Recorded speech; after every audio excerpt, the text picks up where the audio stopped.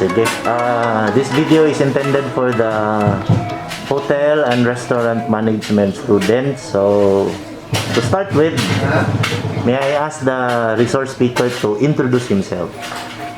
Good morning. I am Police Chief Master Sergeant Gilbert Melendez, team leader of the Provincial Explosive Ordnance Disposal and K9 Unit. Our area covers the entire province of Bukidnon, and we are tasked to address all explosive incidents in the province. Okay, what is the main responsibility of the whole unit in securing your AOR?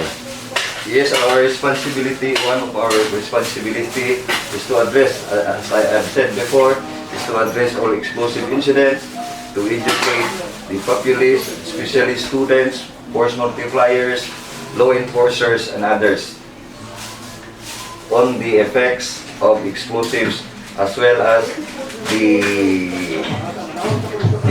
functioning of the IEDs. Okay. Ato siyang dinisayon ang atong interview, no?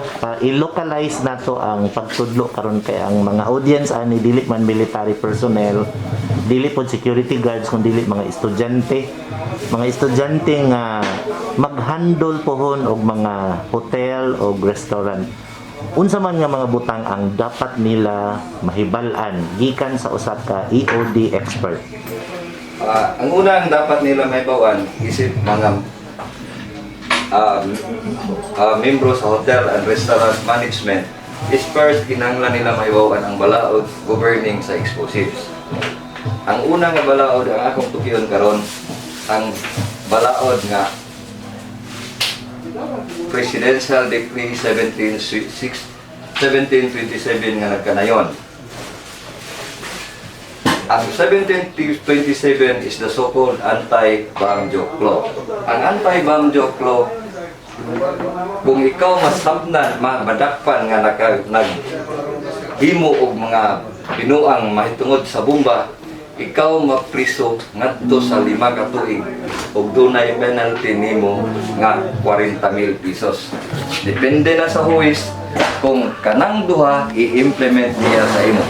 Aside from that, kung ang imong pag-crack og binuang mahitungod sa bomba naay mga casualty nga nahitabo, madungagan pa kana nga kaso. So, kung naay nasamad, mahimo pa kana nga ang imong 1727 nga kaso, madugagan pa kana siya sa physical injuries nga kaso. Ikaduha, the next law is the RA 9516, amending the law of Presidential Decree 1866, particularly in Section 304 of 1866. The first law, Section 1, amending Section 3 sa 1866. Nagkanayon, ini possession, manufacture o mga eksplosibo is punishable by law. Ang penalty ini moabot ngadto sa reclusion perpetua, which means mapriso ikaw sugod sa 20 ka tuig paingon sa 40 ka tuig. So pwede lang ka maka-avail sa ban or parole after serving 30 years.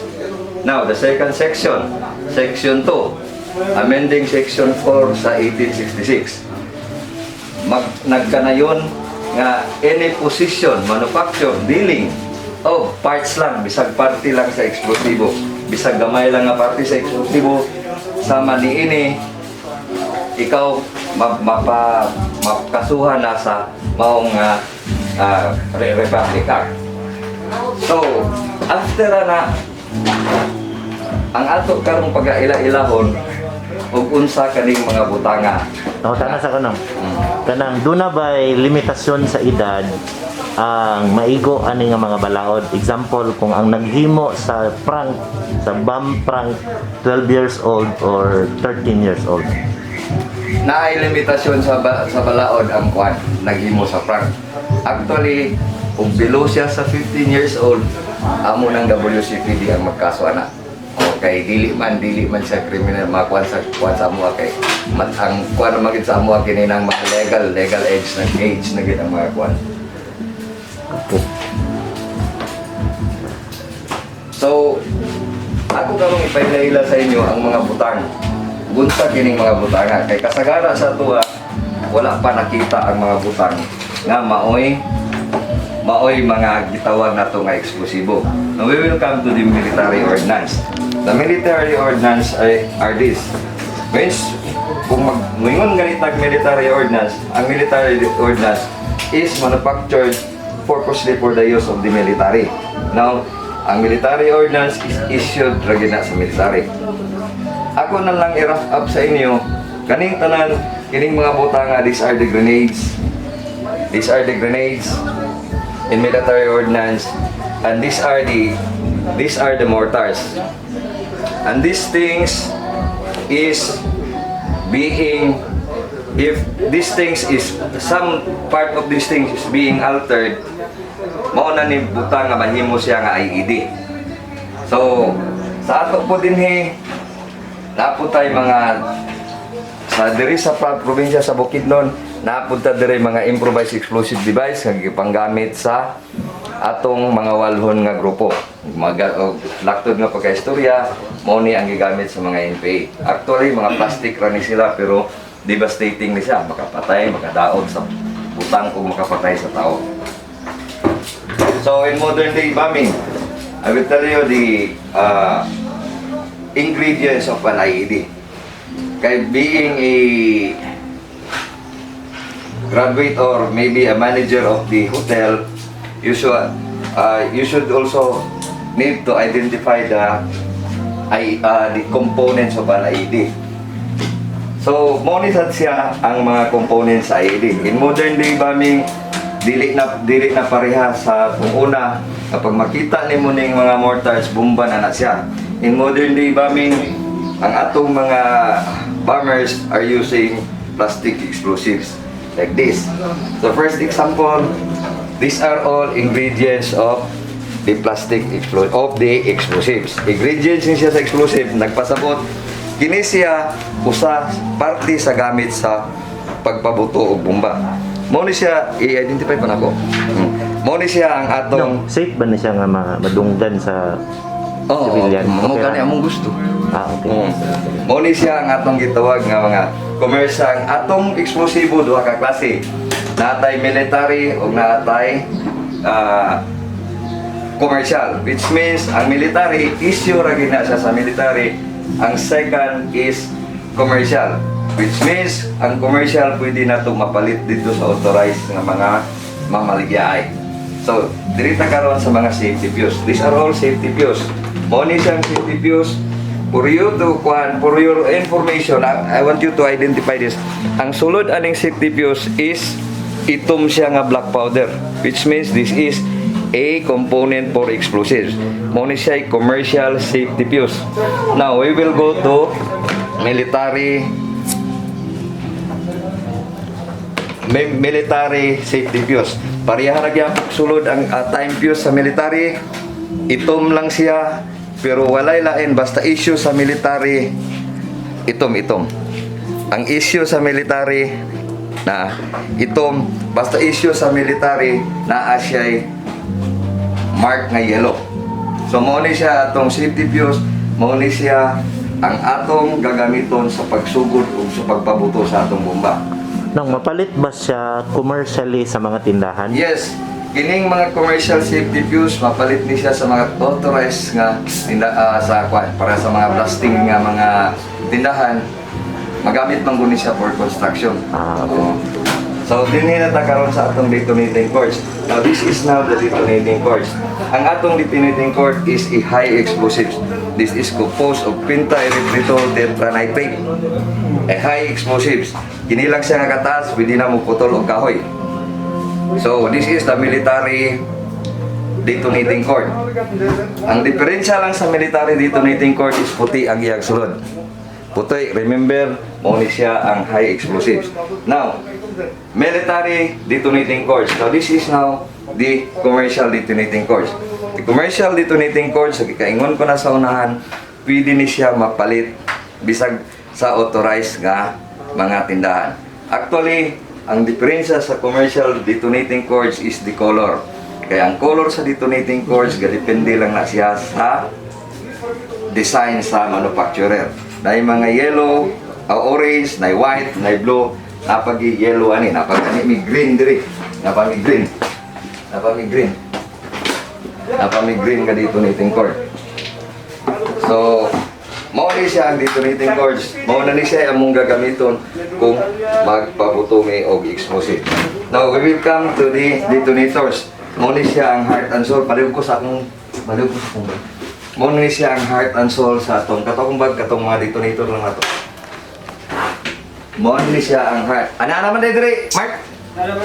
Mao ni siya ang heart and soul sa atong blasting sa atong explosive. Ang atong explosives will not go off without this. Muna siya ang atong detonators. We have duha ni ka klase. Ang isa ani is non-electric, kini siya ang electric. Muna siya ang atong mga detonators. Now, in handling aning mga kuan, let us be very careful. Kay once na kini siya ang detonator atong blasting cap mo dikit dinhi is already a bomb. Modern bomba na ni siya. So inana lang kasimple ang modern bombing. Kung imong kuanon dili na gid ninyo ma-identify kay kana lang siya gatapad, puro siya plastic. Pero pag tanaw nimo og kini siya pabuton tani bomba na ni siya. So but pasabot sa mga hotel managers, makakita sila mga wire nga mga ingon ani. Mo kuan gid sila ilaming automatically itawag gid nila sa mua. So mo sa dali siya ang atong mga Balik ko na to nang mo ni ang mga wires nga dapat nila timan-an. Oh yes, so mo na nga mga wires ang dapat nila timanan. Meaning to say kung makita nila sa sulod sa bag o sa box, Paon gid tawag din sila sa mga. tawag sila sa Tawag sa UD-K9. Okay. So, kung makakita ka mong sama ni ining mga butanga, you contact directly the police or direct to our office, EOD-K9. Nami hotline number nga ako ra gihatag ko niya po taud-taud. So maura ni tanan ang mga kuan sa eksplosibo. Mao ni tanan ang mga gamit sa eksplosibo. So I hope nga na kuan ako tanan ang mga explosives. Taas mo kay gunung tani siya. Sige lang. Ikuan ni nang ang kaning mga usually magkakitaan sa salida or makitaan nga gasulubon sa army. Oh, kini siya, kining military ordnance na puros kini magamit sa mga sundalo. Actually, kining mga improvise, buhat na ni sa mga NPA, buhat na ni sa mga rebelde. Kini, mga improvise anti-vehicle mine, improvise anti-vehicle mine, anti-personnel mine, then improvise grenade. Simba ko lang manong sa ilang mga personal nga kinabuhi, makakalot sa ilang garden, sa ilang farm, mao ni sa mga dagway ang dapat likayan. Yes. Dapat i-report. Naamoy makuha pananglitan kung naamoy makalot sa inyong mga uma or garden, ang first gininyo buhaton is do not dili i-disturb ang diri nga mga part. Kay kini sila mo dinhi nagbutang ang atong mga fuse. Once ma-disturb na ninyo, mo-go off ang atong bomba. So, mamatay kita o mo-go off atong bomba kaya dagko man kay siya. Bisan sa mga granada atong edukar atong mga anak. Pag makapudyot o granada ang mga bata, dili gid nila ibton ang pin. Kaya pag maibot nila ang pin, mamatay mo-go off ang atong eksplosibo. Kani. Apil na siya nga granada. Kini 40mm mo ni siya grenade gap mo ni siya nabilong ni sa family sa grenade. Once makapudyot sila inani, motawag sila dito sa EOD-K9 kay i-dispose automatically i-dispose ginamo ni. Pabuto ni dito namo sa area. Kani man ang unsa ni siya? Kana siya disruptor na. Di kini siya mo ni siya ang gitawag namo nga water disruptor. Kamo na ang naghimo ana dili na siya. Mo ni nga among ipangbungkag ani nga mga butanga if in case makita namo sila sa daplin sa dalan or gili sila for ambush, mo ni among gagamiton po para pangbungkag ani. Fights. Okay. Kung nasad ka mo mga butang nga nahibilin, di na sa inyong gitrabahoan or sa daplin sa karsada, kung doon na ka mo yung butang nga nakitan, ayaw gininyo hilabdi. Kaya ang EOD-K9 is equipped na may explosive detection dogs nga mo detect anak. Kami mo tawag mo diretso sa among unit para kami mo responde aron ma-dispose na to og proper. Now first, pag makita ninyo ang butang, ayaw ninyo hilabti. Ikaduha, ayaw gid ninyo arsaha, ayaw ninyo tumbi, ayaw ninyo guyura. Kay ang bomba, pwede mo buto ang bomba pag sa pag-arsa, muna siya gitawag nga action of the victim, ug ang bomba pwede sad mo function by the use of cellphones na mo hindi mo magrumahan namo diri. So pag nakita ninyo ang butang, pag naa sa gawas, kung mahimo butangin ninyo mga ligid nga dili na magamit sa palibot, kay ko if in case nga mo go off siya, walay madamage nga butang ug walay kinabuhi nga makalas. Ikaduha, tawag mo sa among opisina, then kinahanglan i-cordon ninyo ang area 100 meters away. Kinahanglan nga dili paagian ang area, unya ang tao dito ra ipastambay sa 100 meters away. Litas ang pinaka-importante nga kuan ani principle, ang bomba, kung makita nimo ang bomba nakakita sa imo. So, kung naa sa sulod sa establishmento ang bomba, pag makita ninyo sa sulod sa establishmento ang bomba, ayaw parihara, dili ihapon ninyo tandugon, o i-open ninyo ang mga bintana, inyo gyapon kung mahimo butangan gyapon na sinyo siya ligid o makaproduce mo mong ligid, unya kanang mga gasto ninyo i-off na ninyo, then ayaw mo pagpataka og off o on sa mga suga kay basig dito na butang ang switch niya na. So pag na-open na ninyo, naagi isa ka tawo like you, puhon nga kamo na mga manager, naagin mo sa inyong presensya pag abot sa EOD kinay kay kamo may among pangutanon sa sitwasyon for us para maka-formulate po namo ang course of action namo. So pag if in case imminent there is a threat, ayaw ninyo og tanduga, then be sure nga naamoy evacuation plan. Ang atong evacuation plan, if in case, it should be written, and kung mahimo inyong i-refer sa amuha kay para among madungagan sa amo pong nahibawan kung unsa gid nga proper sa evacuation plan.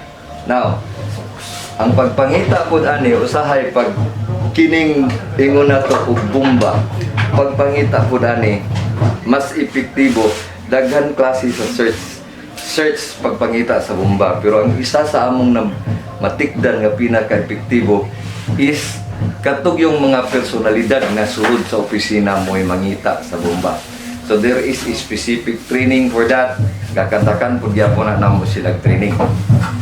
Kay nganong epektibo sila, kay sila ang naswito kung say nasa sa ilang sulod sa ilang opisina. Kay once nga naay ma-disturb, that is an indication that there is a bang.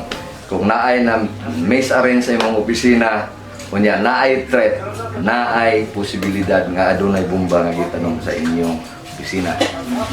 Now, naatay as managers also, kinahanglan nato mahiwawan nga ang threat.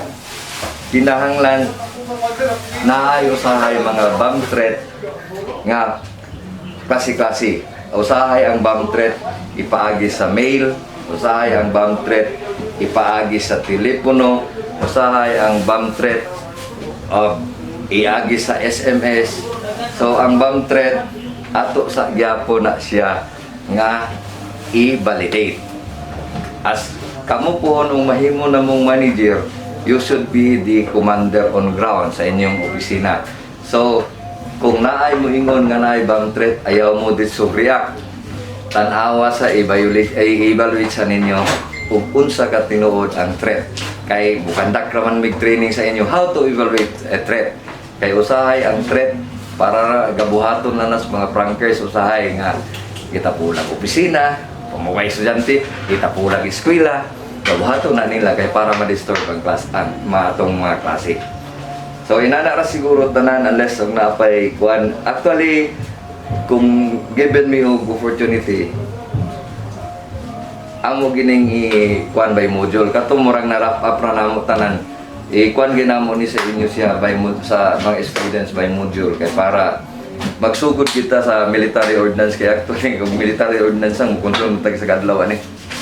So if given opportunity the UDK9 amo ning itudlo sa inyo. So I-review na to tumanong tong kung sila ang makadawat sa bomb call. Unsay dapat nilang subayon nga procedure sa step 1, step 2. sa actually kung makadawat mo og bomb call, the first thing to do is do not panic yun. Ayaw gid mo panic.